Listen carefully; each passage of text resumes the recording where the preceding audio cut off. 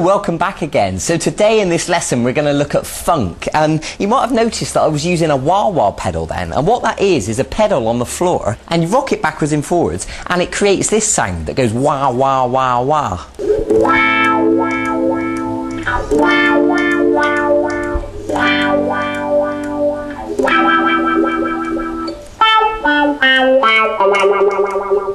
Now you don't need a wah-wah pedal to play funky stuff. You can do it with just a normal clean sound and that's fine.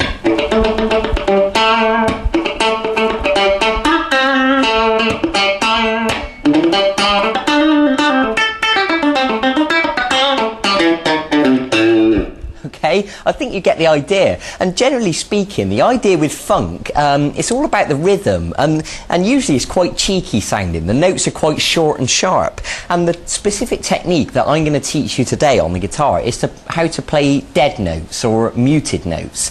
And what it is, let me just explain this a little bit better. When we're playing funk, often the riffs are quite simple, but it's not just the notes that we play. It's also the in-between notes that make up the rhythm. So for example, a riff might go like this.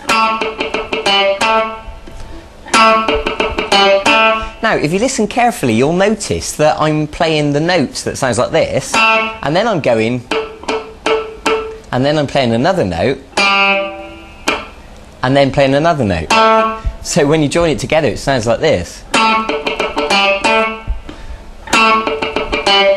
Okay, so it's those little clicks in between that are so important to the rhythm of funk, but a lot of people don't realise that they're in there. They're called passing notes or dead notes or you know, or clicks, or you can call them whatever you want really, but the point is, here's the point, if you just played the proper notes on their own it wouldn't have the same effect, because if I played it like this, that's without the clicks. Now if I put the clicks in, okay, I think you understand what I'm talking about. So let me explain how to do these clicks. The first note I'm going to ask you to play, I'm just going to give you a little example, a little exercise to work on so you can practice this. So the 4th string at fret 7. Now the first thing to realise is that when you hold down a note on the guitar, the note sustains for as long as you hold the note down, but as soon as you lift the pressure from the string, the note stops. And you can see the moment that I lifted my finger up. I'll do it again. Okay, now I'm not taking my finger totally away from the guitar. All I'm doing is lifting the pressure, so the finger is still touching the string, but it's not holding the note down. And the result, you know, it stops the note, it mutes it. So what you can practice doing is doing long notes, where you're just holding your finger down. Then you can do notes where you stop it each time, like this. And then if you want to practice further, you can practice doing really short, sharp notes by just holding the string down for a millisecond. And you can see I'm pressing the string down at the exact same second that I pluck the string, and then I immediately release the pressure. And I'm only holding it down for a split second, long enough to get a short note, like that, okay? So I think you understand what I'm talking about now. So the next thing I want to explain is how to do these dead notes, these clicks, these muted notes, okay? And it's quite simple, really. All I'm doing is touching the string and plucking the string, and then we get that muted dead sound. So what I suggest you do to begin practicing this is to play one note normally, and then lift the pressure, so you're just touching the string, not holding it down, and give it a pluck. And you can do it alternately, like this.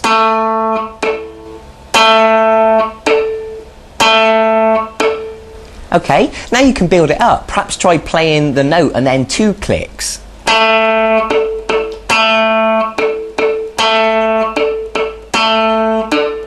And if you want to take it one step further, what I suggest you do is use the plectrum to pluck down on the note, and then down, and then up on the second click. So if you watch my right hand carefully, you'll see me plucking down, and then down up.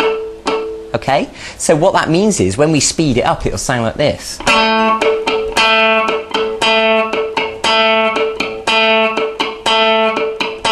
Okay, I hope that makes sense. So now you should totally understand what I'm on about when I talk about dead notes. Now let me give you an example of, you know, me doing a bit of improvising, and you can watch my right hand and you can watch my fingers and you can see where I'm playing proper notes or dead notes. So have a listen.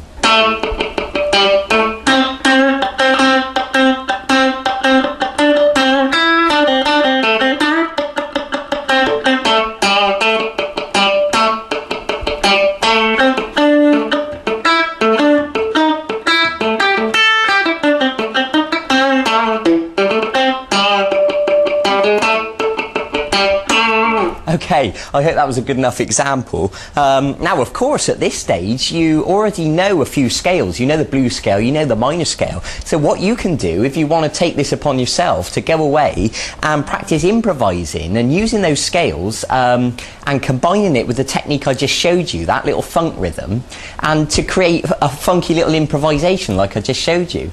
Now, also, I want you to remember that the next lesson, the last lesson in this e-course, I'm going to really teach you how to improvise, okay? And I'll explain exactly what that means, you know, how to make up solos as you go along. So you've got that to come as yet.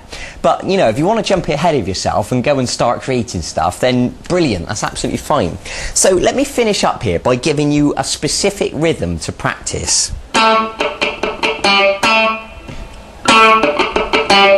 So you're going to pluck the 4th string at fret 7 once, and then you're going to play the muted note down, up, like that. That should be simple enough for you. And then you're going to play fret 5 normally, and then back to fret 7 normal. Okay, so when we join that together, we've got... Okay, I hope that makes sense. Let me play it at full speed so you can really get a feel for the full funky energy. Okay, I think you get the idea. So I want you to practice that rhythm that I just showed you. Practice the clicks, practice the mutes, and do everything I told you in this lesson. You know, do the long notes, the medium notes, the short notes, and really get used to, you know, holding and releasing the pressure from the notes.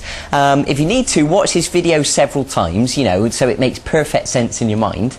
Okay, now you're building up a whole skill set here. We've done so much stuff so far in this free course. It really is quite exciting. And remember, like I said, there's one more lesson to come as yet. It's the final lesson. I'm going to teach you how to improvise. So that really is a big part. That's an important lesson. So